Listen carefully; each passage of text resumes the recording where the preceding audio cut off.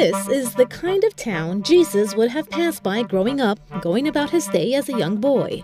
It's a land filled with olive trees, open space, and harvest. But this isn't your average land. It's part of Nazareth Village, which is believed to preserve the last remaining fields that were worked on by Jesus' friends, family, and fellow villagers.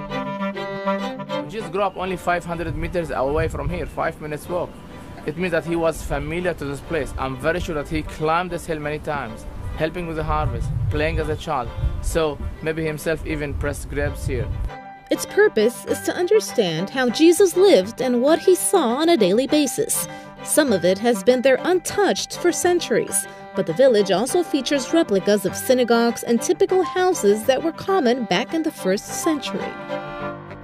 It's an idea that came about so that visitors could get a glimpse of the kind of environment Jesus lived in and what inspired his parables, from the parable of the sower to the mustard seed. The Holy Land is called the fifth gospel because when you see the images that inspired him, this will let us understand his stories and the Bible parables in a better way. Here, villagers dressed in traditional clothing work on farms and houses, carrying out tasks just like Mary, Joseph, and Jesus would have done.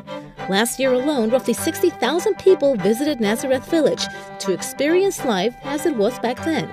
This includes seeing the land and synagogues where Jesus would have passed by with his apostles.